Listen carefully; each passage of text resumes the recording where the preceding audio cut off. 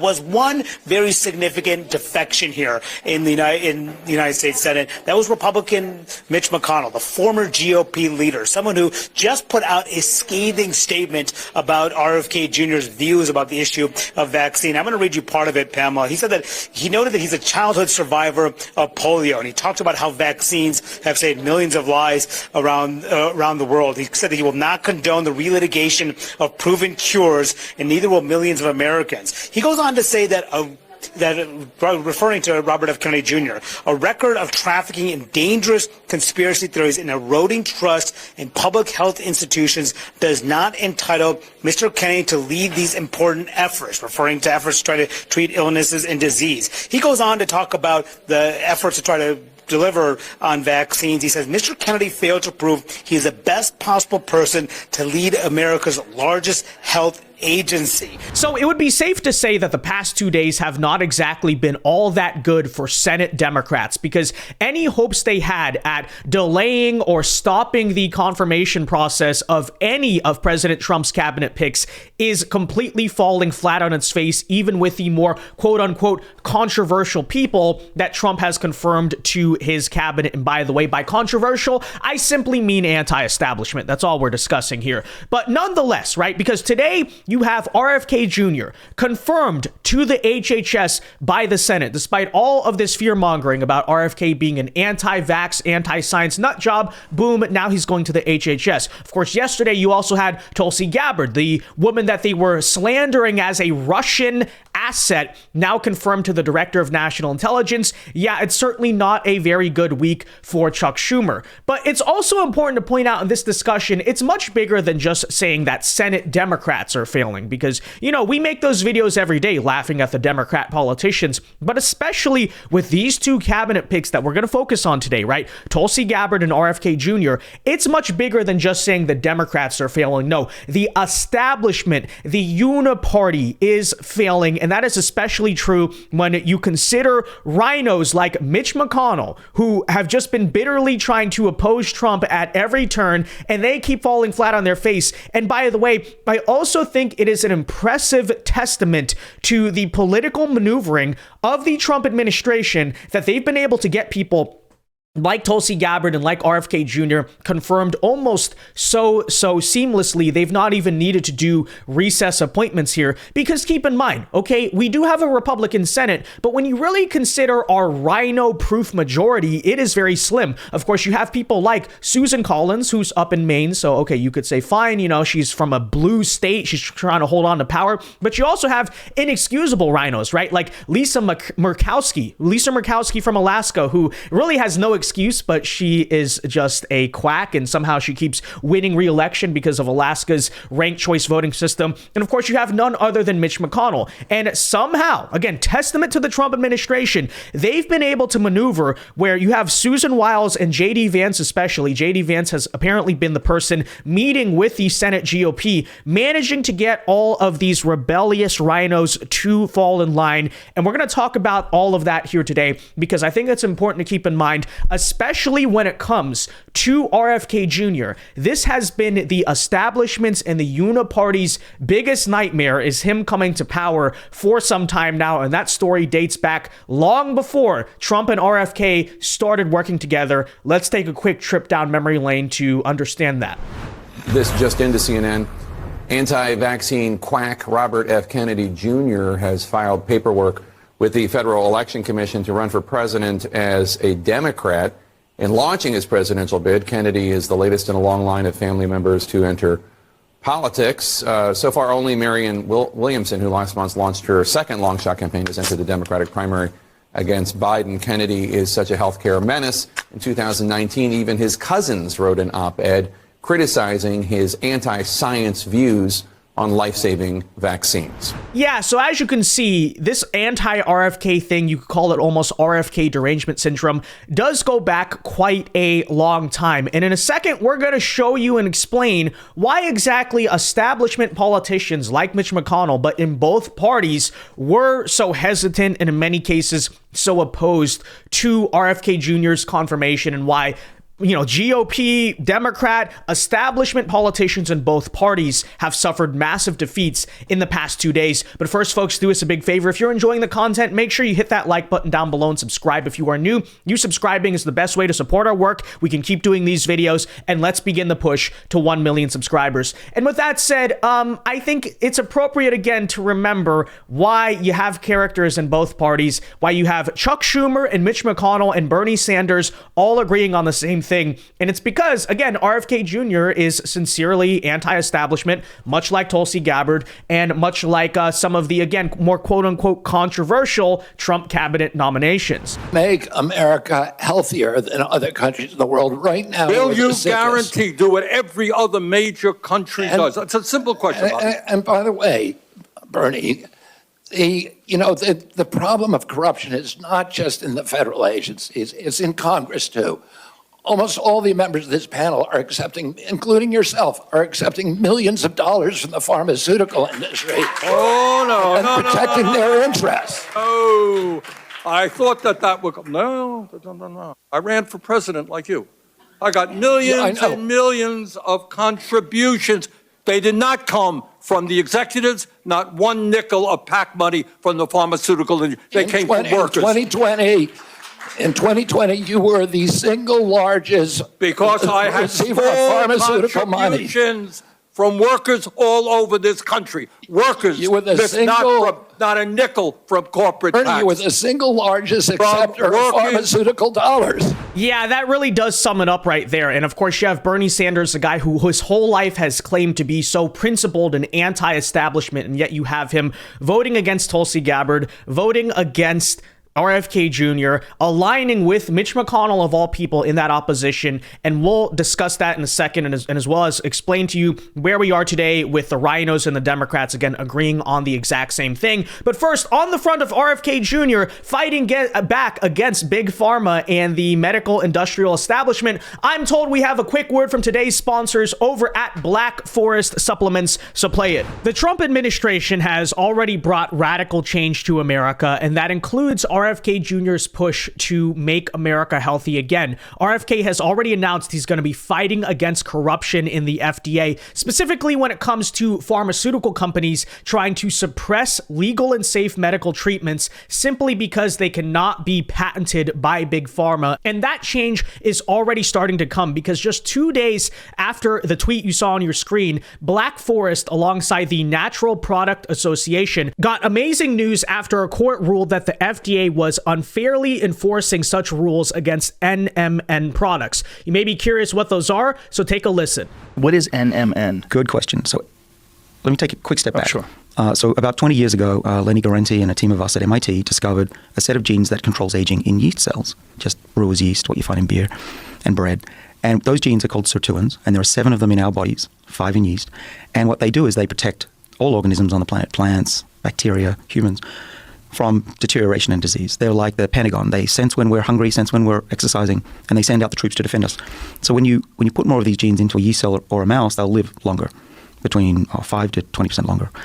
And so we think that these genes are responsible for the effects of dieting and exercise, which is great. What that means is we can now mimic that with molecules. So NMN is one of those molecules, so is resveratrol. For now, the FDA can't take strict actions against NMN products while the case is on hold. So Black Forest is calling this a huge win for the American people. Let's not forget about what the crooked FDA has been trying to do with this product for years. The FDA is currently trying to change the status of NMN supplements to be classified as a drug, which simply would allow pharmaceutical companies to control it. This move is not based on the efficacy or the safety of the products, but is aimed, obviously, as RFK points out, at cornering the market and taking the supplement away from you, the consumer, and monopolizing it behind the drug companies. But thanks to fighters like Trump, RFK, and Black Forest Supplements, they're not going to be able to turn this into the first anti-aging prescription drug in the world. I want to personally thank these guys because this product has been truly revolutionary, and their they're fighting tooth and nail to keep it for you. That's why I support these guys and have asked them to give my followers a special discount so they can get their hands on this product and back a company that stands with my values and fights back against government tyranny. And they've agreed to a special deal for tonight, which is this buy one, get one free 48-hour promo. This stuff isn't cheap, so it's a great opportunity to stock up right now. But who knows, there may be a day where agents are knocking down Black Forest's door, trying to stop them from selling this life-changing supplement. So that's why I urge you to check out the link and grab some for yourself at blackforestsupplements.com/Vince. Again, that is blackforestsupplements.com/Vince. Try the 48-hour promo and don't wait. All right, be sure to go check them out. And with that said, in a second here, we're going to move on to talking about what you came here for, which is the absolute traitor and sellout and turncoat that Mitch McConnell is. But I feel like it's also relevant to talk about a even, I would argue, bigger traitor and turncoat, because at least Mitch McConnell never really claimed to stand for something anti-establishment or populist or something like that. But Bernie Sanders absolutely did. And, you know, there was a lot of discussion before the Tulsi vote and the RFK vote, but especially, I would say, even on the Tulsi vote, that maybe Bernie Sanders would make a principled stand and break party ranks because he is going to show, hey, these people are anti-establishment, I'm anti-establishment, we're going to unite together, right? Left, right, populist alliance. And especially on the front of Tulsi Gabbard, you know, Bernie Sanders did say some praising statements about RFK Jr. before he decided to just flip and turn on him in the confirmation hearing. But let's also talk about this fact right here, right? The relationship between Bernie Sanders and Tulsi Gabbard goes back a long way. They've been very long time friends. Okay, so this is kind of a summary of how, you know, working for Bernie Sanders and actually trying to help Bernie Sanders for a very long time ultimately ends in, you know, him just completely stabbing you in the back right here. Because here's an interesting tweet that I absolutely agree with, by the way, from October 21st, 2019, from Bernie Sanders. Tulsi Gabbard has put her life on the line to defend this country. People can disagree on issues, but it is outrageous for anyone to suggest that Tulsi is a foreign asset. Oh, really? Oh, really, Bernie Sanders, right? And even worse here, guys. You would think, you know, let's also remember how Tulsi Gabbard kind of got her start in opposing the mainstream establishment of the DNC. It all started, guys, back in 2016 when Tulsi Gabbard stepped down as vice chair of the DNC. You know, she had a really good life, as many people say. She was vice chair of the DNC, and she disagreed with what the DNC was doing to essentially rig the primaries in favor of Hillary Clinton. So she stepped down from that position to help Bernie Sanders. And years later, how does Bernie Sanders repay her for that massive favor? Oh, by just voting no on her confirmation. Ridiculous to see. Take a listen. As a vice chair of the DNC, I'm required to stay neutral in Democratic primaries, but I cannot remain neutral any longer. The stakes are just too high. That's why today I'm endorsing Senator Bernie Sanders to be our next president and commander-in-chief of the United States. We need a commander-in-chief who has foresight, who exercises good judgment, and who understands the need for a robust foreign policy which defends the safety and security of the American people, and who will not waste precious lives and money on interventionist wars of regime change. Such counterproductive wars undermine our national security and economic prosperity. As these elections continue across the country, the American people are faced with a very clear choice. We can elect a president who will lead us into more interventionist wars of regime change, or we can elect a president who will usher in a new era of peace and prosperity. It's with this clear choice in mind that I'm resigning as vice chair of the DNC so that I can strongly support Bernie Sanders as the Democratic nominee for President of the United States. And now I ask you, stand with me and support Bernie Sanders. It's just insane, even on a human level. You know, she did all that for you, and you can't even come back and say, you know, again, even in 2019, you're saying she's not a foreign asset. It's ridiculous for other Democrats to call her that. Okay, again, Bernie, I completely agree. And then in 2025, what are you doing? What are you doing? Siding with Mitch McConnell?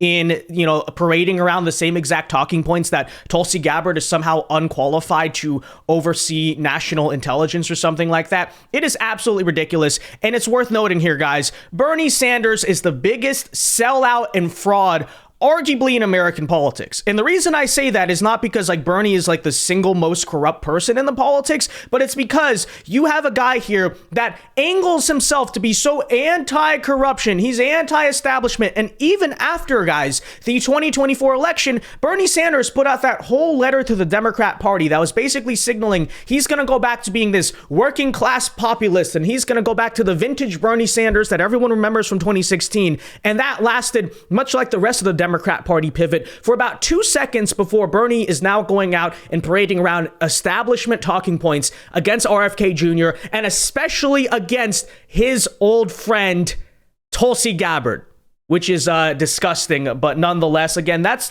what happens. I mean, you wonder why Tulsi Gabbard has found more of a home in the right wing than the left wing, because this is how they treat their own, right? This is how they treat their own when there's a slight difference of opinion or something. Doesn't matter everything you've contributed to them. You have people like Bernie Sanders and a lot more than that are going to absolutely stab you in the back. And so ultimately, it is what it is there, but it's worth noting, guys, as Bernie Sanders runs around and parades himself to be this anti-establishment warrior, he is in full alignment here with Mitch McConnell, because as over the past 2 days, you have Tulsi Gabbard and RFK Jr., again, very impressively here, managing to be confirmed by the Senate, and it was Pete Hegseth before that, probably going to be Kash Patel here in the next few days. None other, the lone Republican vote, guys, to oppose Trump's cabinet picks was not Susan Collins. They somehow got the vote of Susan Collins. It was not Lisa Murkowski. They somehow got the vote of Lisa Murkowski. It was none other than Mitch McConnell, who, let's also keep in mind and check in on him. This is his current state. Okay, this is Mitch McConnell at the moment. Any comment on Tulsi Gabbard?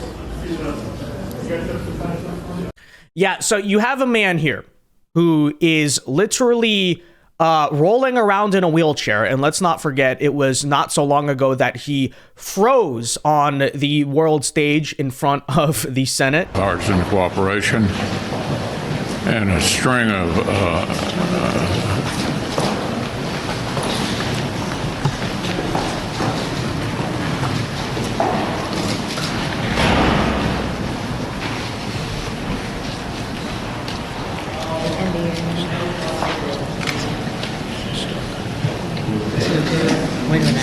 Are you good? Mitch? Okay, Mitch? Just checking. Anything else you want to say, or should we just go back to your office? Do you want to say anything else to the press? Go ahead, John. I'll take it. Let's go back to you. Go ahead, John. Yeah, so this right here, guys, is the lone Republican senator, this geriatric neocon establishment loser who refuses to retire, refuses to resign.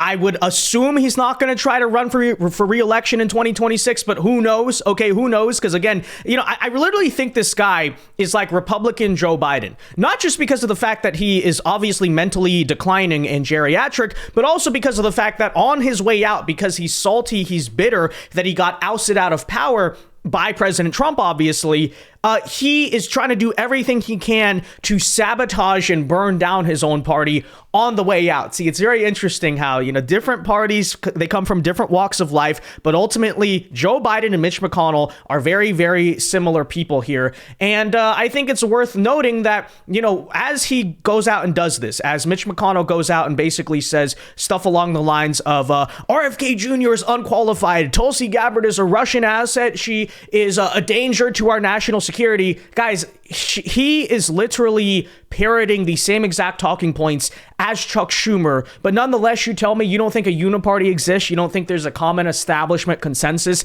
and they are losing with these cabinet picks? Well, think again, because here was Chuck Schumer today, again, agreeing with Mitch McConnell. Previous HHS secretaries have had a pharmaceutical industry background, have been a state health commissioner, have run health systems, have been governors. Somebody who has had a background in actually administering the programs that HHS administers. I ask my colleagues, which of these qualifications does RFK possess? You know the answer. None of them. Now, wait a minute. If you didn't hear him speak and you just read the statement, like you just read what he said, could you answer to me whether that statement was said by Chuck Schumer or Mitch McConnell? You'd have absolutely no clue, because this is the uniparty in action right here. Up until 2 seconds ago, up until a few months ago, basically, Mitch McConnell was the Republican leader of the Senate. Chuck Schumer, obviously, is the Democrat leader of the Senate. So these are the two forces of the opposing parties, the leadership of the opposing parties. And yet when it came to opposing Tulsi Gabbard, when it came to opposing RFK Jr., notice how these people agree on the exact same thing. Very interesting, right? So with that said, here was President Trump's response to Mitch McConnell from the Oval Office today. And in the end, what has happened here? Trump won, MAGA prevailed over the span of like an 8-year-long battle. The old guard, the establishment GOP, the neocons have massively failed. And in Mitch McConnell here, you have a completely bitter, seething, losing person, a sore loser, you could say. And here's Trump saying exactly that in response to Mitch McConnell, again, being the lone Republican who refuses to vote for the cabinet nominees. RFK Jr. as the next health secretary, citing conspiracy theories. What's your reaction to that? Well, I feel sorry for Mitch. And I was one of the people that led. He wanted to go to the end and he wanted to stay leader. He's not equipped mentally. He wasn't equipped 10 years ago mentally, in my opinion. He'd let the Republican Party go to hell. If I didn't come along, the Republican Party wouldn't even exist right now. Mitch McConnell never really had it.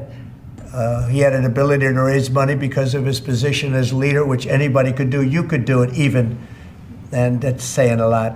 But the fact is that he raised money and he gave a lot of money to senators, and so he had a little loyalty based on the fact that as leader you could raise a lot of money.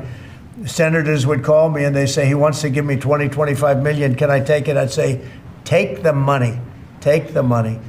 But he engendered a certain amount of, I don't even call it loyalty. He, was able to get votes. But I was the one that got him to drop out of the leadership position. So he can't love me, but he's not voting against Bobby. He's voting against me, but that's all right. He endorsed me. Do you know that Mitch endorsed me, right? Well, he did. You think that was easy? What? He had polio, obviously, and I don't know. I don't know anything about he had polio. He had polio. Are you doubting that he had polio? I have no idea if he had polio. All I can tell you about him is that he shouldn't have been leader. He knows that. He voted against Bobby. He votes against almost everything now. He's a very bitter guy, and we have a very strong party. And he's almost not even really a very powerful member. I'd say he's not he's lost his power. And it's affected his vote. And, it's one of those things. But in the meantime, Bobby did great, got more votes than anybody thought. And I think he's going to do phenomenally, just phenomenally in that position.